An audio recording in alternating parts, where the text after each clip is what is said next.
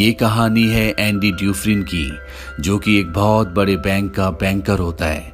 जज उसे उसकी पत्नी और उसकी पत्नी के लवर के कत्ल के इल्जाम में उम्र कैद की सजा सुनाता है और सजा के बाद उसे एक ऐसी जेल में भेजा जाता है जहां से आज तक कभी कोई कैदी भाग नहीं सका। इस जेल का नाम होता है शॉशैंक रिडेम्पशन। इस जेल में ऐसे ऐसे कैदी होते हैं जिन्होंने अपनी पूरी जिंदगी इसी जेल में बिता दी है। जब वो इस जेल में आए थे तो बाहर की जिंदगी अलग थी और अब बाहर की दुनिया पूरी तरह से बदल चुकी है। साथ ही यहाँ पर कायदे और कानून बहुत सख्त होते हैं। अगर कोई गलती करता है या जेल से भागने की कोशिश करता है तो उसे मार मार के अधमरा कर दिया जाता है। एंडी बहुत दिनों तक किसी से कोई बात नहीं करता। एक दिन वो यहाँ पर एक कैदी से मिलता है जिसका नाम होता है रेड। रेड इस जेल में बाहर से किसी भी तरह की चीज को मुहैया करवा सकता है। उसे इस जेल में पूरे 20 साल हो चुके हैं। एंडी रेड से कहता है कि उसे एक हथौड़ी और एक एक्ट्रेस का बहुत बड़ा पोस्टर चाहिए। रेड एंडी से पूछता है, क्या तुम उस हथौड़ी से जेल में सुरंग बनाना चाहते हो? एंडी कहता है, जब वो हथौड़ी आएगी तुम खुद समझ जाओगे। रेड एंडी को यहाँ पर आगाह भी करता है। वो उसे 3 कैदी दिखाता और बताता है कि उन तीनों की तुम पर गंदी नजर है। एंडी कहता है कि अगर मैं उन्हें बता दूं कि मैं गे नहीं हूं तो? रेड कहता है, इससे उन्हें कोई फर्क नहीं पड़ता। एंडी के कहने पर रेड उसके लिए हथौड़ी मंगवा देता है और जब वो हथौड़ी देखता है तो मन ही मन सोचता है, इस हथौड़ी से जेल में सुरंग बनाने में 600 साल लग जाएंगे। दरअसल एंडी को पत्थर तराशने का शौक होता है और इसीलिए उसने ये हथौड़ी मंगवाई होती है। एंडी तक इस हथौड़ी को पहुंचा दिया जाता है। अब कुछ दिनों बाद वो 3 लोग जिनकी नजर एंडी पर गंदी होती है वो उसे मौका देखकर पकड़ लेते हैं और उसका शारीरिक रूप से शोषण करते हैं। ये सिलसिला अगले 2 साल तक इसी तरह से चलता रहता है। एंडी ने कभी इसकी किसी से कोई शिकायत नहीं की। उसके शरीर पर हमेशा चोटों के निशान रहते और चेहरे पर एक अजीब सी खामोशी। एक दिन छत की मरम्मत करने के लिए कुछ कैदियों को चुना जाता है। इसमें रेड और एंडी भी होते हैं। यहाँ पर इनका जो इंचार्ज होता है जिसका नाम हेडली है। हेडली थोड़ा परेशान होता है और अपने साथियों को बताता है कि मेरे भाई ने मेरे नाम $30,000 किए, लेकिन इसका कोई फायदा नहीं है क्योंकि सारा का सारा पैसा सरकार को टैक्स के रूप में चला जाएगा। एंडी और उसके साथी भी ये बात सुन रहे होते हैं। एंडी हेडली के पास जाता है और उससे पूछता है, क्या तुम अपनी बीवी पर विश्वास करते हो? ये बात सुनते ही हेडली को गुस्सा आ जाता है और वो उसे पकड़कर छत के किनारे पर ले जाता है, लेकिन इससे पहले कि वो उसे नीचे फेंकता एंडी उसे बताता है कि गवर्नमेंट का एक रूल है जिसके हिसाब से कोई भी इंसान अपनी पत्नी को पूरे जीवन काल में $60,000 तक गिफ्ट कर सकता है और इस पैसे पर किसी तरह का कोई टैक्स नहीं लगता। इस काम के लिए तुम्हें वकील की जरूरत होगी। ये काम मैं तुम्हारे लिए फ्री में कर दूंगा। बदले में तुम मेरे सभी साथियों को 3-3 बियर्स पिला देना। और अगले दिन हम देखते हैं कि एंडी के सभी साथी छत पर बियर का मजा ले रहे होते हैं, यानी कि एंडी ने हेडली का काम कर दिया है। अब कुछ दिनों बाद यहाँ जेल में सभी कैदियों को फिल्म दिखाई जाती है। एंडी उस कमरे से बाहर चला जाता है, पर जब वो बाहर जाता है तो उसे वो 3 लोग जो बार बार उसका शारीरिक शोषण करते हैं वो उसे पकड़ लेते हैं। वो उसे उस कमरे में ले जाते हैं जहाँ से फिल्म चलाई जा रही होती है। वो एक बार फिर से उसके साथ जबरदस्ती करना चाहते हैं, पर एंडी उन तीनों में से उनका जो हेड होता है उस पर वार कर देता है, जिस वजह से वो एंडी को बहुत बुरी तरह से मारते हैं। एंडी को इतना जख्मी कर दिया जाता है कि वो 1 महीने के लिए हॉस्पिटलाइज हो जाता है और साथ ही उसे जिसने एंडी को मारा होता है उसे 1 हफ्ते के लिए काल कोठरी में डाल दिया जाता है। 1 हफ्ते बाद जब वो वापस अपने सेल में जाता है तो वहां पर वही ऑफिसर होता है जिसका एंडी ने $30,000 का टैक्स बचाया था। वो ऑफिसर उस आदमी को इतनी बुरी तरह से मारता है कि वो हमेशा के लिए अपंग हो जाता है। अब कुछ दिनों के बाद इस जेल का जो वार्डन होता है वो एंडी के सेल में आता है और उसके सेल की तलाशी करवाता है। दरअसल तलाशी एक बहाना होता है। उसके ऑफिसर ने उसे बताया होता है कि किस तरह से एंडी ने उसके $30,000 का टैक्स बचाया, इसीलिए वो एंडी से मिलना चाहता है। एंडी के हाथ में बाइबल होती है जिसे वो ले लेता है। उसे भी बाइबल पर बहुत विश्वास है। एंडी के सेल के अंदर बहुत सारे एक्टर्स के फोटोज होते हैं और साथ ही एक एक्ट्रेस का बहुत बड़ा पोस्टर भी। वार्डन कहता है, वैसे तो मैं अलाउ नहीं करता, पर कभी कभी इसे नजरअंदाज किया जा सकता है। दरअसल सबसे हैरानी की बात यह होती है कि वार्डन को वो हथौड़ी नहीं मिलती जो एंडी ने रेड से मंगवाई थी। वार्डन यहाँ से निकल जाता है, पर कुछ ही पल बाद वो लौट कर आता है और उसके हाथ में जो एंडी की बाइबल होती है वो उसे लौटाते हुए कहता है कि मुक्ति इसी में है। वार्डन एंडी से इंप्रेस होता है, इसीलिए वो उसे अपने ऑफिस में बुलाता है और उसे असिस्टेंट लाइब्रेरियन बना देता है। लाइब्रेरी में एक बूढ़ा आदमी होता है जो कई सालों से लाइब्रेरी को संभाल रहा है और एंडी को उसके अंडर काम करना है। साथ ही एंडी यहाँ पर दूसरे ऑफिसर्स की ITR भरना भी शुरू कर देता है। जैसे जैसे साल बीतते हैं एंडी के पास काम बढ़ता ही चला जाता है।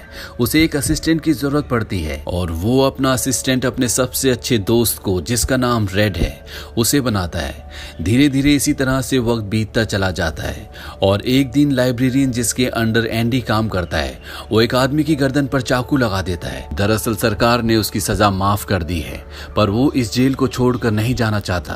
आज उसे इस जेल में पूरे 50 साल हो चुके हैं। ये जेल की दुनिया ही उसकी असली दुनिया है और उसे लगता है कि अगर उसने किसी का खून कर दिया तो उसकी सजा बढ़ जाएगी और उसे इसी जेल में रखा जाएगा। पर एंडी और रेड के समझाने पर बूढ़ा लाइब्रेरियन ब्रूक्स उस आदमी को जिसकी गर्दन पर उसने चाकू लगाया होता है उसे छोड़ देता है। जेल से छूटने के बाद लाइब्रेरियन ब्रूक्स को सच में बहुत अजीब लगता है। 50 सालों में बाहर की दुनिया की रफ्तार बहुत बढ़ गई होती है। जहां सड़क पर पहले एक गाड़ी दिखती थी अब सड़कों पर गाड़ियों की भीड़ है और इस भीड़ भाड़ की तेज रफ्तार वाली जिंदगी में ब्रूक सरवाइव नहीं कर पाता और वो अपनी जान दे देता है। वहीं जेल में दिखाया जाता है जहां पर वार्डन एक नया प्रोग्राम शुरू करता है। इस प्रोग्राम का नाम होता है इन आउट। इस प्रोग्राम में जेल के कैदियों को बाहर ले जाकर काम करवाया जाएगा ताकि उन्हें पता चल सके कि मेहनत से पैसे कैसे कमाए जाते हैं। पर इस प्रोग्राम के जरिए वार्डन को बहुत सारे कॉन्ट्रैक्ट मिल जाते हैं क्योंकि जेल के कैदियों की लेबर बहुत सस्ती होती है। वार्डन बहुत सारे पैसे बना लेता है पर उसका ये पैसा ब्लैक का होता है। एंडी उसकी इसमें मदद करता है। वो उसका पार्टनर एक ऐसे आदमी को बनाता है जो इस दुनिया में है ही नहीं, यानी कि वो रैंडल स्टीवंस के नाम के नकली डॉक्यूमेंट्स बनाते हैं और उसके अकाउंट में सारा पैसा ट्रांसफर कर देते हैं ताकि अगर कल को पुलिस को पता भी चल जाए तो पुलिस एक ऐसे आदमी को ढूंढ रही होगी जो इस दुनिया में कभी पैदा ही नहीं हुआ। अब यहाँ जेल में एक नया कैदी आता है जिसका नाम टॉमी होता है। टॉमी बहुत यंग होता है। वो आज तक कई जेलों में जा चुका है पर जब उसे पता चलता है कि एंडी ने आज तक कई लोगों की मदद की है तो वो उसके पास जाता है और उसे कहता है कि वो अपनी हाई स्कूल की पढ़ाई पूरी करना चाहता है ताकि जेल से निकलने के बाद वो अपनी बीवी और अपने बच्चे के साथ एक अच्छी जिंदगी जी सके। एंडी इसमें उसकी मदद करता है। एक दिन टॉमी रेड के पास जाता है। उससे पूछता है कि एंडी बहुत इंटेलिजेंट है, वो इस जेल में क्या कर रहा है। रेड उसे बताता है कि उसने अपनी पत्नी और अपनी पत्नी के लवर का कत्ल किया था। वो एक बहुत बड़ा बैंकर था। ये सुनकर टॉमी पूरी तरह से शांत हो जाता है और अगले पल टॉमी के सामने एंडी और रेड होते हैं। टॉमी उन दोनों को बताता है कि एक बार वो एक जेल में गया था जहां पर उसे एक कैदी मिला था। उस कैदी ने बताया कि एक रात को एक घर में चोरी करने गया। उस घर का ओनर जाग गया और उसने ओनर को और उसकी पत्नी को गोली मार दी। बाद में उसे पता चला कि वो दोनों पति पत्नी नहीं थे बल्कि लवर थे। वो औरत एक बहुत बड़े बैंकर की पत्नी थी और उस बैंकर को उसकी पत्नी और उसकी पत्नी के लवर के कत्ल के इल्जाम में गिरफ्तार कर लिया गया। यहाँ हमें पता चलता है कि एंडी बेगुनाह था। ये सब जानने के बाद एंडी वार्डन के पास जाता है पर वार्डन जानबूझकर उसकी बातों पर विश्वास नहीं करता क्योंकि एंडी वो इंसान है जो उसके काले पैसों को व्हाइट में बदलता है। वो उसके सारे राज जानता है। एंडी उसे इनडायरेक्टली धमकी देता है कि मैं तुम्हारे काले पैसे के बारे में किसी को नहीं बताऊंगा। इस बात से वार्डन को गुस्सा आ जाता है और वो एंडी को 1 महीने के लिए काल कोठरी में डाल देता है और साथ ही टॉमी जिसकी गवाही से एंडी रिहा हो सकता है, वार्डन उसे गोली मरवा देता है। इसके बाद वो एंडी के पास जाता है और उसे कहता है कि टॉमी ने भागने की कोशिश की थी इसीलिए उसे गोली मार दी गई। एंडी जानता है कि वार्डन झूठ बोल रहा है। वो कहता है कि आज के बाद मैं तुम्हारा काम कभी नहीं करूंगा। वार्डन कहता है कि इसे 1 महीने और काल कोठरी में रखो। आज तक किसी को भी इतने लंबे समय तक काल कोठरी में नहीं रखा गया। अब काल कोठरी में पूरे 2 महीने गुजारने के बाद जब एंडी बाहर आता है तो रेड उसके पास आता है। एंडी रेड से पूछता है क्या तुम कभी इस जेल से बाहर निकल पाओगे। रेड कहता है शायद जब मैं बहुत बूढ़ा हो गया हूँ और मेरे दिमाग ने काम करना बंद कर दिया हो तब। एंडी कहता है कि मैं यहाँ से निकलकर जिवातिन्योर जाऊंगा। ये मैक्सिको में समंदर किनारे एक बहुत खूबसूरत जगह है। कहा जाता है कि इंसान अपने आप को यहाँ पर खो देता है। मैं वहाँ पर अपना रेस्टोरेंट खोलूंगा, समंदर किनारे अपनी नाव को रिपेयर करूंगा और दोस्तों के साथ गहरे समंदर में मछली मारने के लिए निकल पड़ूंगा। रेडी सुनकर परेशान हो जाता है। वो कहता है कि उम्मीद बहुत खतरनाक चीज होती है, ये इंसान को पागल तक कर देती है। तुम्हें सच्चाई की दुनिया में वापस लौटना होगा। मैक्सिको यहाँ से बहुत दूर है। एंडी कहता है कि तुम सच कहते हो। अब मेरे पास सिर्फ 2 ही रास्ते हैं, या तो मैं घुट घुट कर जीऊं या मर जाऊं। जाने से पहले एंडी रेड से कहता है कि तुम वादा करो कि तुम मेरा एक काम करोगे? रेड कहता है कि हाँ मैं जरूर करूंगा। एंडी कहता है कि बस्टन के पास एक बहुत बड़ा मैदान है, उस मैदान में एक बहुत बड़ा पेड़ है, उस पेड़ के पास एक पत्थर की दीवार है, उस पत्थर की दीवार पर एक काले रंग का पत्थर है, उस पत्थर के नीचे कुछ गड़ा है। वादा करो जब भी तुम जेल से बाहर निकलोगे तुम वहां पर जरूर जाओगे। रेड पूछता है उस पत्थर के नीचे क्या है? एंडी कहता है इसके लिए तुम्हें वहां पर जाना होगा। ये कहकर एंडी यहाँ से सीधा वार्डन का काम करने जाता है। वो वार्डन का काम खत्म करके उसके सारे डॉक्यूमेंट्स एक खास तिजोरी में रखता है। डॉक्यूमेंट्स रखने के बाद एंडी को वार्डन अपने कपड़े देता है। वो कहता है मेरे कपड़े इस्त्री करवा देना और मेरे जूतों को आईने की तरह चमका देना। इसके बाद एंडी वापस अपने सेल में आ जाता है। वहीं रेड आज रात को बहुत परेशान होता है क्योंकि उसे शक है कि एंडी अपनी जान दे सकता है। सुबह जब सभी के सेल्स के दरवाजे खोलते हैं तो एंडी अपने सेल से बाहर नहीं आता और जब गार्ड उसके सेल के पास पहुंचता है तो वो पूरी तरह से हैरान होता है। वहीं वार्डन को दिखाया जाता है जो अपने जूते पहनने के लिए निकालता है, पर उस बॉक्स में उसके नहीं बल्कि एंडी के जूते होते हैं और तभी सायरन बजता है और ये सायरन होता है किसी कैदी के भागने का। वार्डन एंडी के सेल में जाता है। यहाँ पर रेड को भी बुलाया जाता है। वार्डन रेड से पूछता है कि एंडी कहाँ है? रेड कहता है कि मुझे क्या पता। इस बात पर वार्डन को बहुत गुस्सा आता है। वो कहता है क्या वो कोई भूत था जो रातों रात यहाँ से गायब हो गया और पीछे छोड़ गया ये कंकड़ पत्थर और दीवार पर यह अदनंगी तस्वीर।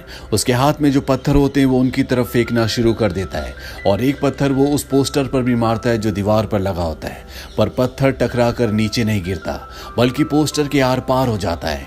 और जब वार्डन उसके अंदर अपना हाथ डालता है तो वो देखता है कि एंडी ने वहां पर एक बहुत बड़ी सुरंग बना रखी होती है जिसे देखकर सब हैरान हो जाते हैं क्योंकि ये दीवार बहुत मजबूत होती है।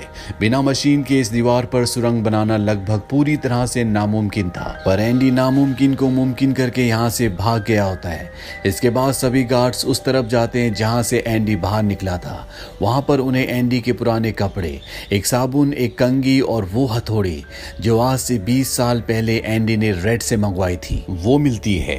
ये वही हथौड़ी होती है जिससे पिछले 20 सालों से एंडी जेल में अपनी सेल की दीवार पर सुरंग बना रहा था। साथ ही दीवार से जो भी मिट्टी निकलती थी वो उसे अपनी जेब में रखकर ग्राउंड में बिखेर देता था। एंडी ने आखिरी बार जब वार्डन के लिए काम किया था तो वो वार्डन के काले धन के सारे डॉक्यूमेंट्स अपने पास रख लेता है और उसके पास जो उसकी बाइबल होती है वो उसे वार्डन के सेल्फ में उसकी तिजोरी में रख देता है। वार्डन को इस बात का पता नहीं चलता।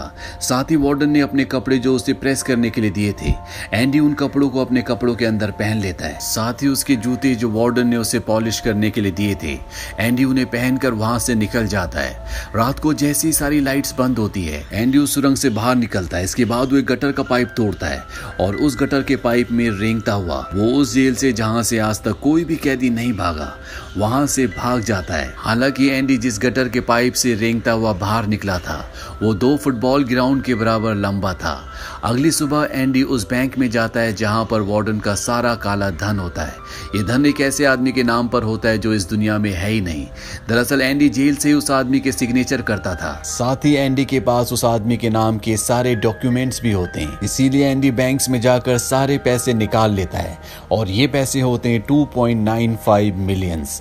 यानी कि एंडी न सिर्फ आजाद हो गया है बल्कि वो बहुत अमीर भी है। एंडी के पास वार्डन के काले चिट्ठों के सारे डॉक्यूमेंट्स होते हैं जो वो प्रेस को भिजवा देता है।